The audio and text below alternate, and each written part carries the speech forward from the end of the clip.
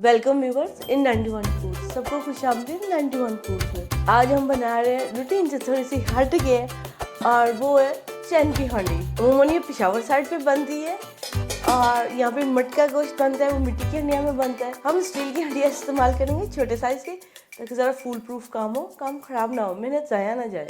इस हमें छोटी सी बीफ चैन की हांडी बनाने के लिए चाहिए कोयले।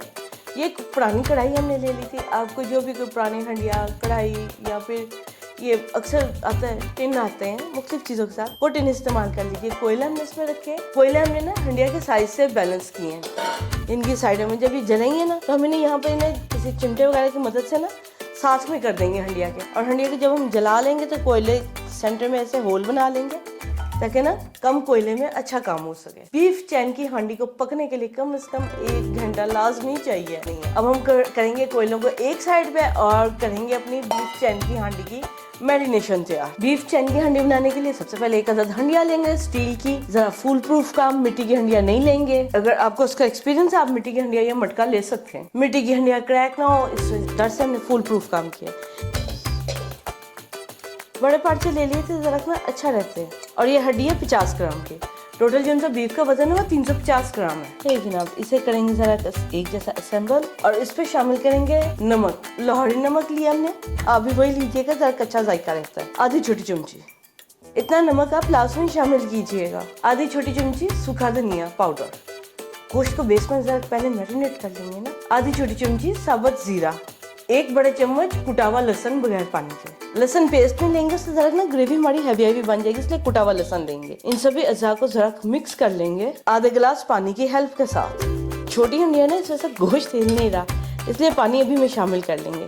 ये हो गया बेस वर्क तैयार। इससे ये नीचे में गोश्त, लहसुन, पानी और नमक रखने की वजह से गोश्त में ना जायका आएगा। और इसमें अब हम शामिल करेंगे 8 साबुत लाल मिर्च। 8 साबुत लाल मिर्च को फैला देंगे। बहुत ही कम मसाले जैसे बना ले, बहुत ही मजेदार हंडिया है। और इसमें शामिल करेंगे 1 छोटा प्याज। ये वजन में तकरीबन 40 ग्राम था। इनकी 4 कतले आप कह सकते हैं छोटे प्याज के। प्याज के कतलों को बीफ के ऊपर अरेंज कर देंगे। ये 3 टमाटर हैं दरमियाने साइज के, बीच के साथ वजन में 250 ग्राम थे। इन्हें भी अब इसके ऊपर रख देंगे, उल्टा करके रखेंगे, ताकि जो उनसे छिलके हैं ना, हमें हटाने में आसानी हो। हंडिया तो हमारी तैयार है। अब हम पहले जलाएंगे कोयले। हंडिया को पकाने के लिए ना इसके ऊपर हल्का सा वजन रख देंगे, ताकि अच्छे से सील रहे और इसमें से नमी बाहर नहीं आए। गोश्त ना अपने पानी में और दूसरे पानी में मसाले जात के साथ ना टमाटर और प्याज के पानी के साथ अच्छे से साइके वाला गले। अब पहले कोयले जलाएंगे, 3 देर में गोश्त मैरिनेट होता है, और इस काम के लिए हमें तकरीबन आधा घंटा या 20-25 मिनट तक लगती है। चलो चलते हैं बाहर।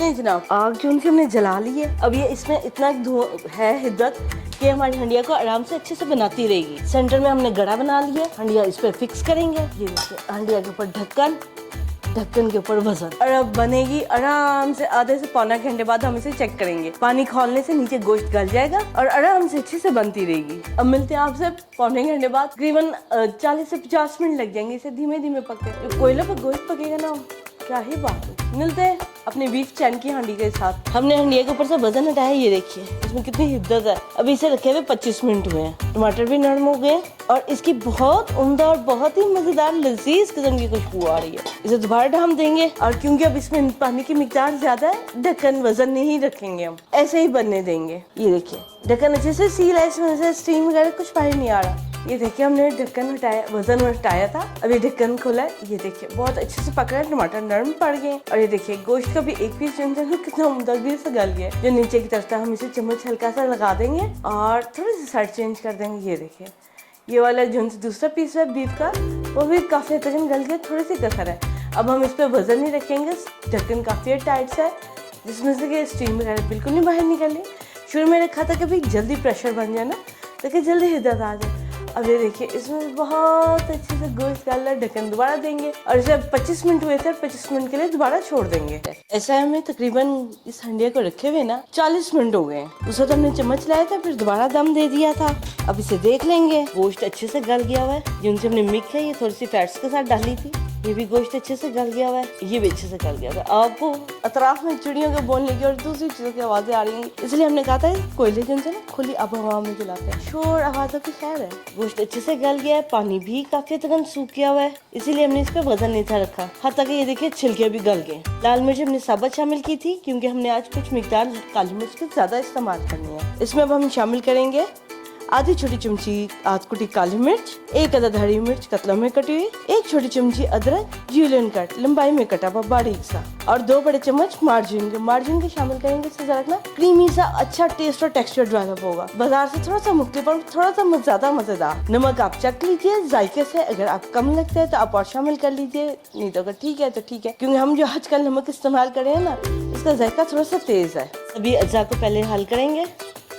ये लें जनाब, नहीं जनाब, हंडिया को हमारे हो गए 10 मिनट। मार्जिन अच्छे से पिघल गया, अलहदा भी हो गया, गोश्त भुन गया है, ग्रेवी भुन गई है। 10 से तकरीबन हमने 15 मिनट के लिए इसे छोड़ा है। इसे बंद कर देंगे और आपके साथ अंदर चलते हैं। इसे सर्विंग प्लेट में निकाल। चैन की हांडी कोयले पे पक के एकदम तैयार और बहुत ही गर्म कि इसको उंडेलना पड़ रहा है। ये देखिए जनाब, ये इसकी जो सी मिक है और ये उमदगी से गला हुआ गोश्त हल्का सा दबाने पे प्लास्टिक का कांटा है, हालांकि उससे बहुत उमदगी से हो रहा है। इसे बहुत ज्यादा नहीं भुना जाता, चूल्हे पे जो बनी थी चैन की, और ये ऐसे में उम्दा तरीके से बनी हुई है। चले हम चलते हैं सर्विंग टेबल पे अपनी बीफ चैन की हांडी लेके। इस पर डालेंगे थोड़ा सा पुदीना जो कि जरा ना खूबसूरती और जायके को दुबाला करेगा। ये जनाब, इसके ऊपर प्याज आएगा थोड़ा सा, इनके इसमें सलाद का काम साथ ही है। गरम मसाला न मुरझा ना जाए, और कुछ पुदीना ऐसे हाथ से तोड़ के डालेंगे, काट के नहीं डालेंगे, ऐसे हल्का सा रफली, क्योंकि हमें ना इसकी बेसिक खुशबू लेनी है। ये देखिए लाल मिर्ची जिनसी इसके अंदर घुल गई हैं। जब दोबारा हमने इसे मार्जिन के साथ दिया ना 15 मिनट का दम, उसमें ये मिर्च बिल्कुल लाल घुल गई है। चलें चलते सर्विंग टेबल पे अपनी मजेदार सी बीफ चैन की हांडी लेके। ये देखिए जनाब, हम सर्विंग टेबल पे आ गए, और ये जिनसे ना रोटी नान के बजाय गोश्त की बोटी ग्रेवी और प्याज और पुदीने के साथ लगा के खाने का जायका है सर। रोटी या नान किसी भी या रायते किसी भी चीज की जरूरत नहीं है, क्योंकि कोयले पे बना हुआ है।